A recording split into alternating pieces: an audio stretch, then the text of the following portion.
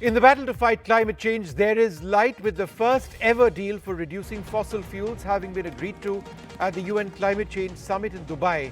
It's a deal that has been secured after weeks of hard-fought negotiations, meant to send a signal to investors and policymakers. Representatives from 200 countries agreed to reduce global consumption of fossil fuels to avert the worst impact of climate change.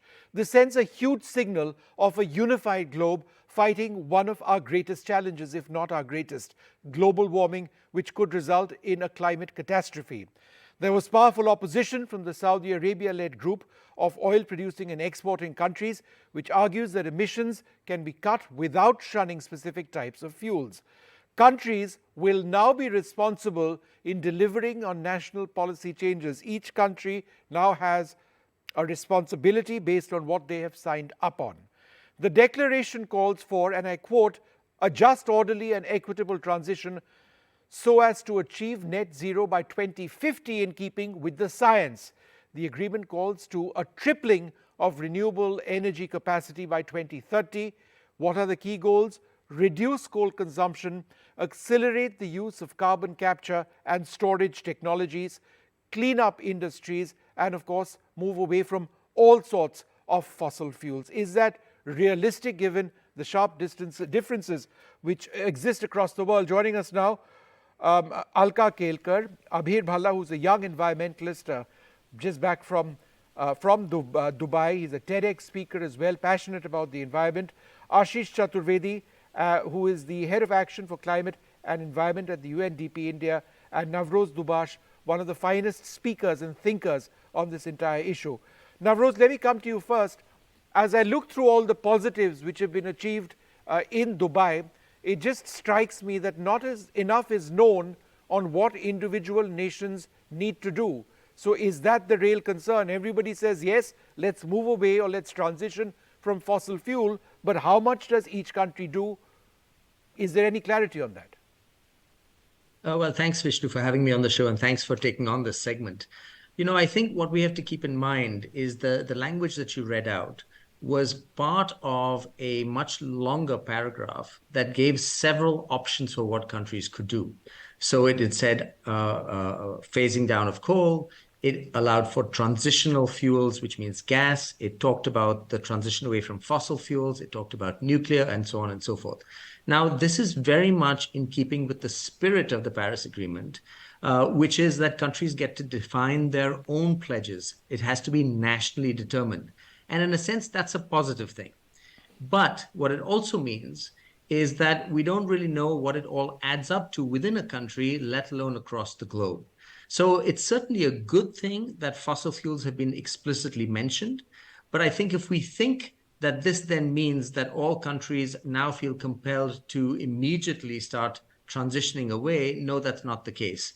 The pace, the manner, the supporting actions that they take, some countries might, as India has, really invest in renewables. As you said, that the agreement calls for tripling of renewable energy. Energy efficiency doubling is also on there. So in a sense, this is almost like a set of options that countries can construct a national approach around. I'd just like to make one final observation. In a sense, this is good news, but not for the reasons everybody thinks. It's not that because fossil fuels is mentioned, every country has suddenly agreed to taper off or transition, as the term goes. The fact that it has been explicitly mentioned in a petrostate surrounded by other petrostates reflects the fact that globally, there is a growing national interest and agreement in looking at a world beyond fossil fuels. Right. In other words, even some of these countries can see a pathway beyond this. Yeah. Ultimately, countries do what's in their national interest. The agreements like this reflect, in a sense, whether they can collectively, given their national interests, nonetheless come up with some language. Right. In that sense, it reflects a shift in countries around the world. But to expect that they will suddenly change because of this, probably not. Navroz, this basically means that we are going to end up speaking about this topic for the rest of our lives, because there appear to be so many loopholes and ways around and points of counter-argument. Be that as it may, Abhir Bhalla, the declaration calls for, and I quote, a just, orderly and equitable transition so as to achieve net zero. Is that the crux of the problem? How do you ensure an equitable transition of technology for countries which don't have the ability to acquire that technology, don't have the knowledge and the ability to actually get it done? Well, that's really at the heart of the problem, right? The reason we've seen there's been such a gridlock, the reason that there was so much of an argument and with the conference running into 1 day extra, was around the fact that countries have their own vested interest, as Navroz was saying, right? Each country wants to do what's in its best interest, and we have fossil fuel producers and we have fossil fuel consumers. So in that sense, transition away in itself was of course not the same as phasing out, but it was very important. And more specifically to your question, I think, how do we ensure just transitions are possible? I think we need to have, there need to be North-South cooperations between the global North and the global South, but also importantly, South-South collaborations, right? Because that's where I think the global South is facing a similar myriad of challenges. Of course, at a local level, it's very different, but when we put our resources together, when we put our technologies together, that's how we can work towards finding a solution. And what's really important, if I may add, is that, unlike the Security Council, decisions made at COPs are not legally binding.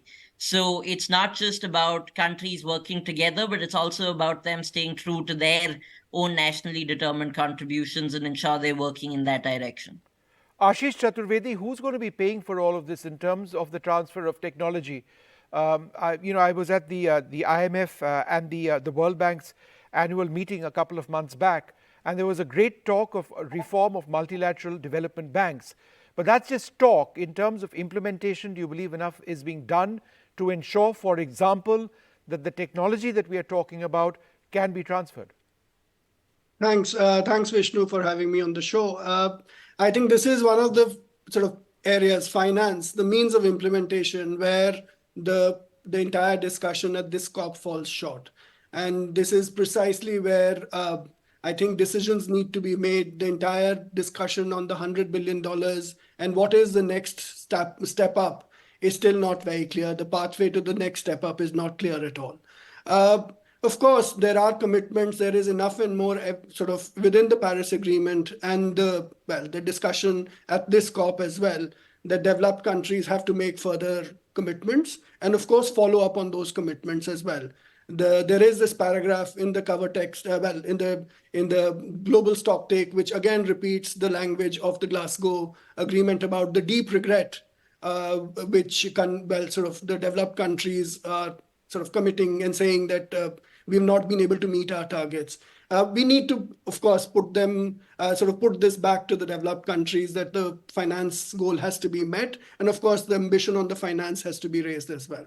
Similarly, of course, the reform of the MDBs is still sort of a discussion. And even if you go beyond the discussion on mitigation and start thinking about loss and damage and adaptation financing, the targets are far from being met. Although the fund has been created for loss and damage, 800 million has been committed, but I don't think we are we're really far from the sort of the scale of financing which is required. Yeah. So I think the challenge is, of course, clear.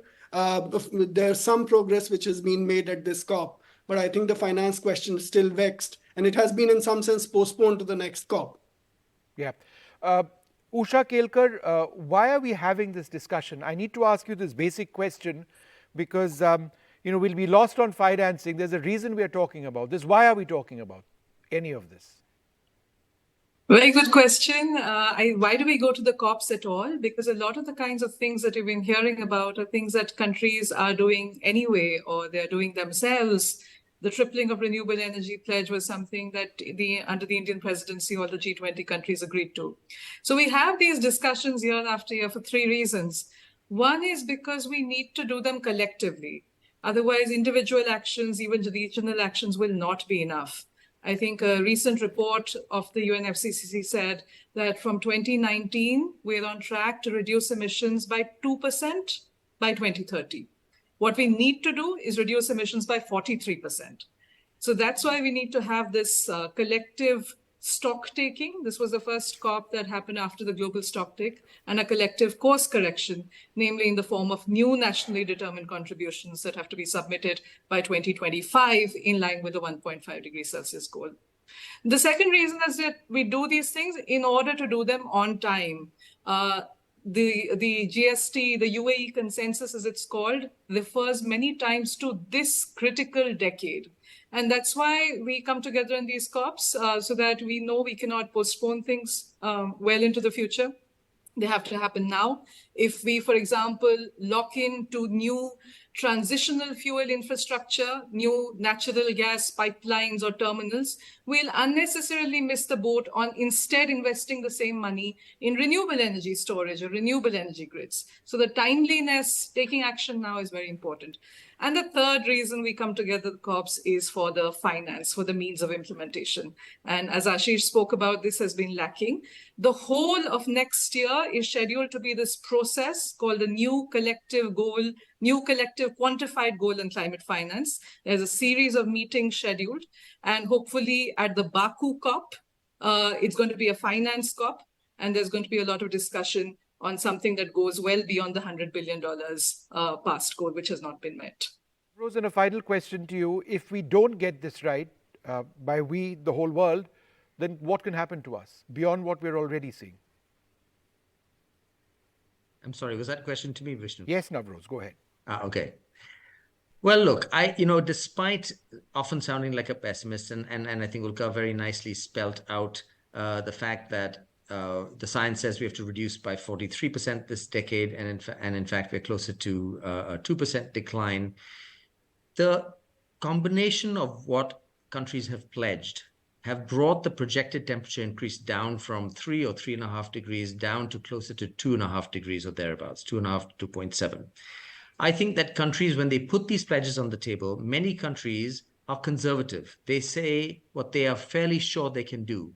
I think India will over comply. I think China will over comply. The pattern in the Western countries is often that they use the pledges to try and pull up their politics. And so they may, in fact, not be a little bit short. But I actually think that what we should be watching for are the technology trends, the adoption trends, and what is critically missing, which my colleagues have talked about, is the finance trends. That's the part that's really missing. And these are very capital intensive transitions. So what would happen?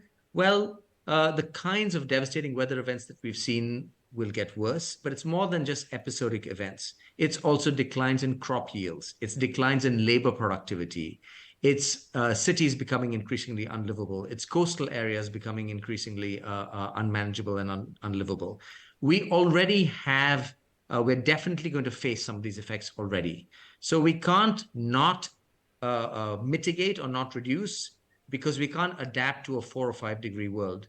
But nor can we ignore adaptation, because we're already locked into a world that is going to become much more inhospitable. And that's just the last point I'll maybe add, is that there was progress at this COP on something called the Global Goal on Adaptation, which laid out an agenda for what every country should do to start preparing more systematically. And I think we're going to see a lot more work on that in the time to come.